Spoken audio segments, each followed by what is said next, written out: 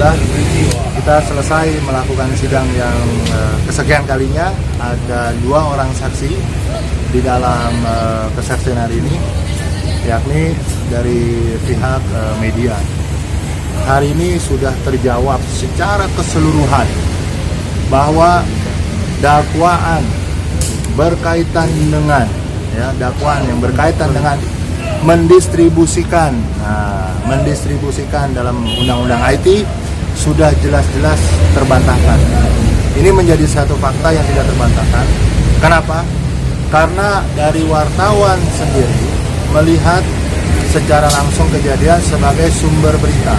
Yang kedua, konten daripada tayangan bukan dibuat, bukan diedit, bukan direkam oleh seorang Vicky Prasetyo. Bahkan pendistribusian yang dituduhkan kepada klien kami, mendistribusikan, menyebarluaskan, jelas hari ini terbantahkan. Yang mendistribusikan adalah televisi, adalah stasiun televisi dan program. Ada 2 dari program itu, program Insert dan Silen. Sudah barang tentu dari pertanyaan-pertanyaan kami yang kami berikan, apakah Vicky Prasetyo memiliki kewenangan untuk melakukan editing, melakukan distribusi melalui channel YouTube, melalui stasiun TV? Jawaban mereka tidak. Apakah Vicky Prasetyo mengundang? Jawaban mereka tidak. Wartawan, teman-teman media memiliki dasar memberitakan, yakni Undang-Undang Pers dan Undang-Undang Penyiaran. Nah, ketika kemudian hari ini klien kami, Vicky Prasetyo, dituduhkan orang yang menyebarluaskan, mendistribusikan. Nah, ini sudah secara kasat mata, sudah secara fakta hukum. Kalau kami kuasa hukum mengatakan bahwa tuduhan daripada jaksa, dakwaan daripada jaksa tidak mendasar, dan tuduhan daripada jaksa tidak mampu dibuktikan oleh saksinya sendiri.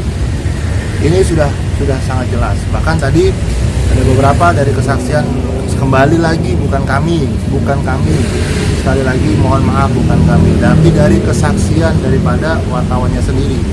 Ada beberapa BAP yang ternyata ditandatangani bukan di tempat yang semestinya, bahkan ditandatangani melalui scan daripada via email, dan itu kembali bukan kami.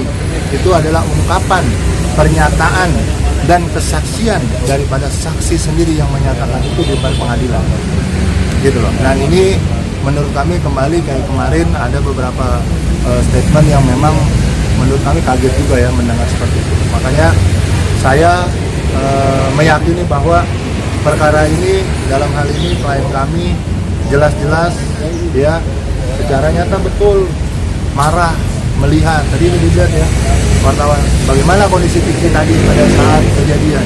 Oh iya Pak, dia marah. Saya tanya kenapa dia marah, karena melihat istrinya berada di dalam kamar dengan laki-laki lain. Nah, pertanyaan lagi, apakah ketika saksi 2 orang ini melihat Vicky ada di mana? Vicky ada di luar. Angel Elga dan Vicky Alman ada di mana? Ada di dalam kamar.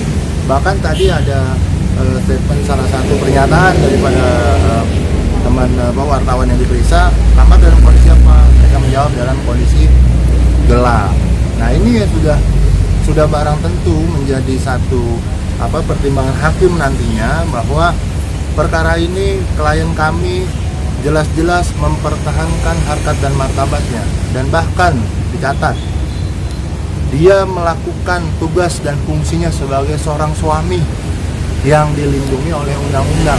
Kewajiban dia sebagai suami menjaga istrinya, mempertahankan rumah tangganya, dan kewajiban dia juga menjalankan hukum-hukum adat yang berlaku di Republik ini, di lingkungan. Ketika statement, ungkapan bahwa berzina dan sebagainya, jangankan melihat istri di dalam di dalam kamar, istri kita dalam mobil atau istri kita berteleponan dengan laki-laki lain, sebagai suami pasti akan, kamu berselingkuh ya, kamu pastilah berselingkuh, pasti itu udah ada ungkapan secara psikologis, dan itu bukan merupakan fitnah. Ucapan seorang Vicky keluar melihat momentum kejadiannya adalah istrinya ditemukan di dalam kamar. Suami mana yang tidak akan mengucapkan kata-kata tuduhan? Masa ketika istrinya di dalam kamar, sang suami mengatakan, "Mama ngapain dalam kamar? Ayo keluar, Mama ayo keluar, Papa di luar." Nggak mungkin.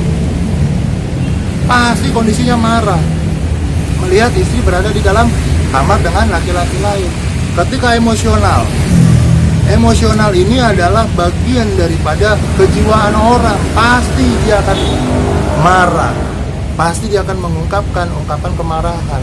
Ungkapan kemarahan inilah yang kemudian dituduhkan sebagai fitnah, gitu loh. Jadi ungkapan kemarahan emosional inilah yang dikatakan sebagai fitnah. Kalau fitnah, Angel tidak ada di kamar, Angel ada di luar, Vicky ada di mana, Vicky Alman ada di mana tahu. Dituduh, kamu selingkuh ya, kamu berzina ya, wajar kalau itu dikatakan misalkan fitnah. Tapi kalau depan mata kepala sendiri, dia melihat, dia menyaksikan secara langsung istrinya berada di dalam kamar dengan laki-laki lain, wajar. Semua natural manusia, apalagi posisi sebagai suami yang harga dirinya merasa terinjak-injak. Di dalam fakta persidangan jelas bahwa Vicky Alman sudah beberapa kali berkunjung ke dalam rumah yang notabene rumah itu adalah tempat tinggal antara Vicky dengan Angel, dan mereka masih berstatus suami istri. Ini mesti dipahami dan mesti disadari.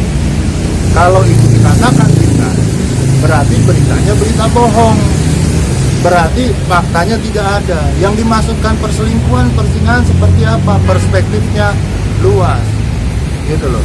Hukum kita tidak hanya berpatok pada hukum positif saja.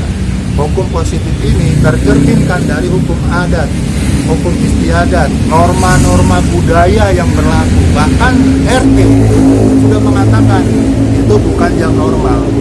Bahkan Vicky Alman sendiri dalam kesaksian, dia menyatakan ada yang normal dan ada yang tidak normal.